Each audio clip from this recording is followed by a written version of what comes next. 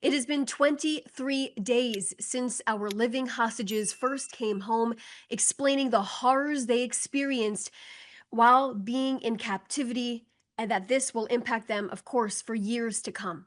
As they begin to live life again, eating food, spending time with friends and family, and getting their lives back, the families of our deceased hostages are also beginning to close the devastating 2 year circle they have been forced into. We have 7 hostages still in Gaza right now, and we will not stop demanding for each and every one of them to be returned home for a dignified burial. Last night, Israel received the remains of one of our murdered hostages, who was handed over to our brave special forces inside of the Gaza Strip. Now, after a dignified military ceremony to honor his life, the remains were brought to the Forensic Institute, where it was later identified. The deceased hostage was Armored Corps Staff Sergeant Itai Chen of blessed memory. Itai was an American Israeli citizen and the middle son of 3 boys in his family. He grew up in Netanya and was described as someone who was always cheerful and always full of jokes. When he enlisted into the IDF, he joined as an Armored Corps fighter in Battalion 77. Itai was only 19 years old while serving alongside the Gaza border the morning Hamas terrorists launched its horrific war on Israel. Itai went out to fight with his tank crew that morning, where they fought against dozens of terrorists who stormed the border near Kibbutz Nir Oz. Itai was murdered in battle and kidnapped alongside 2 other crew members that horrific day. Another crew member was also murdered but not taken captive. Released living hostage Matan Angrest is the only surviving soldier from the tank crew.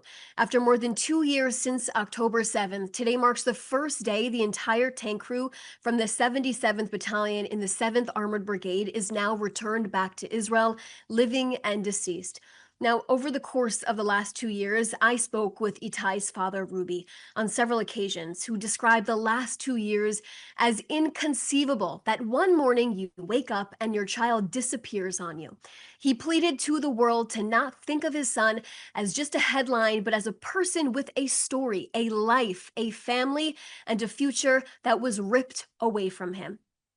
Ruby made it a mission for people to understand why it was so critical, why it was so important to get his son's remains home back to Israel for a dignified burial. He told me once, quote, "The Jewish tradition, what we say, is that the soul is something that evolves over and over again, and the body, the vessel that keeps the soul. And in order for the soul to move on, it needs to rest in peace."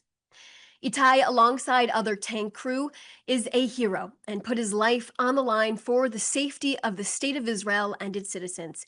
Prime Minister Netanyahu spoke overnight with Itai's family, who expressed his condolences on behalf of him and the entire nation of Israel, embracing each member of his family. Now, during the call, Itai's parents, Ruby and Chagit, thanked the IDF soldiers and security forces and the Prime Minister for the return of Itai so they can now have that Jewish burial they have been waiting for. They asked the Prime Minister during that phone call conversation to continue working for the return of all of our murdered hostages in Hamas captivity. The Prime Minister responded that he is determined to bring all of our remaining hostages back home, all 7 of them in captivity. Israel, its security forces, and the IDF are continuing to uphold its side of the agreement, and we will not compromise on returning all of our hostages. The mediating countries must insist on the full execution of the framework and hold Hamas accountable for its violations that continue throughout this week.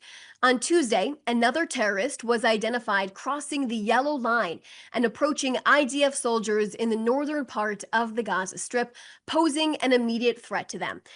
After identification, the terrorist was eliminated in order to remove that threat. Israel maintains the responsibility to defend our forces within the ceasefire agreement.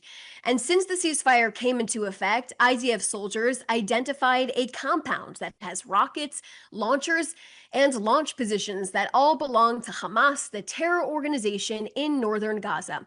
An underground tunnel route spanning hundreds of meters long and tens of meters deep was located in the area of Jabalia, which was dismantled by our soldiers. Now, on the issue of aid, Israel continues to facilitate the entry of hundreds of trucks of aid entering the Gaza Strip on a daily basis as we continue to uphold our side of the ceasefire agreement. Israel is upholding the agreement to the letter. Unfortunately, the United Nations are incorrectly stating that there is not enough aid going into Gaza. Just a quarter of the aid currently entering Gaza is from the United Nations. The UN is often unaware of other agencies, and despite the UN statements and rhetoric, they're ready to scale up and increase aid. This has not been matched by the reality on the ground. The UN has not scaled up its operation. Meanwhile, trucks continue to flow in and out of the Kerem Shalom crossing on a daily basis. For journalists who are hearing from the United Nations and other agencies that not enough aid is getting into Gaza, we ask that you question the rhetoric that, quote, Israel is stopping aid. This rhetoric is designed to raise more funds, but does not match the reality on the ground, which is that Israel is upholding their side of the agreement. I'll take a few questions now. Jean from PBS News, now that it's official that Zoran Mamdani is the new mayor of New York, and in view of his previous statements on Israel and also that he would arrest Prime Minister Netanyahu if he sets foot in New York, what is your office's reaction to his election and response on this? Thank you so much for your question. I want to continue to reiterate the relationship Prime Minister Netanyahu has with President Trump. Of course, we've seen these election results, but it does not, of course, undermine the incredible, enormous relationship the Prime Minister has with President Trump and the accomplishments that we have been able to get to because of this relationship that they have forged together. We have a bond that is stronger than ever between Israel and the United States right now. And of course, it's based on our shared democratic values and dedication to our security and peace for countries in the entire free world. We thank President Trump for helping Prime Minister Netanyahu, like I said, forge this incredible relationship. And of course, his administration, we thank them for their steadfast support as well. Hilde Gran from TV2 Norway, what can you say about the different militias reportedly operating within the IDF-controlled areas in Gaza?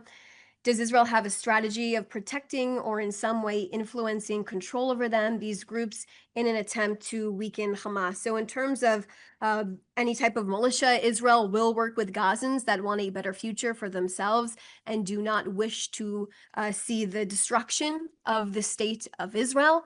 Of course, I will point you back to Hamas, who has made the situation on the ground inside of the Gaza Strip beyond horrific for the people of Gaza. We have seen horrific executions, torture, abuse of its own civilians inside of the enclave. Hamas has perpetuated the problem for many years now, and of course, within the last 2 years, making it horrific for the people of Gaza to live there on a daily basis. From Lauren at NPR. Have U.S. officials raised the case with Israel's Prime Minister's office of 16-year-old U.S. citizen Mohammed Ibrahim arrested in the West Bank? I do not have any information on that at this point in time. Or Shaked from Israel Hayom, can you elaborate on the indirect talks between Hamas and Israel to transfer 150 to 200 terrorists within the Yellow Line? I've seen those reports, and in terms of that, I don't have any other information to share with you at this point in time. I would also like to discuss and share with you this report that came out on the BBC. I want to make it very clear that the report that the Telegraph published is no shock to us, that it came out about BBC's Arabic news service that chose to actually minimize Israeli suffering during this war, failing to do their own journalistic work to determine what the facts on the ground actually are. Instead, racing to air and just regurgitating Hamas's lies directly from their mouth to their viewers. Of course, and we know this, fabricating death tolls as well. Let's also not forget that the BBC worked directly with Hamas for a documentary, disguising a 13-year-old boy to be like everyone else in Gaza who narrated the film. Meanwhile, his father was a Hamas deputy minister, and the BBC actually paid money to Hamas. Now, platforms like BBC Arabic are expected to abide by all journalists' journalistic ethics, of course, while approaching any other story and asking the right questions on all sides before rushing to any type of judgment and putting things on the air. Of course, their lies have been perpetuated around the world. Those are all the questions that I see right now. I see Jean from PBS. Please follow up. You didn't answer me on Mamdani, though. I actually did answer you on Mamdani, and that is my response to that. Thanks so much for your time. Appreciate it. And if anyone has any other questions, please feel free to reach out to us.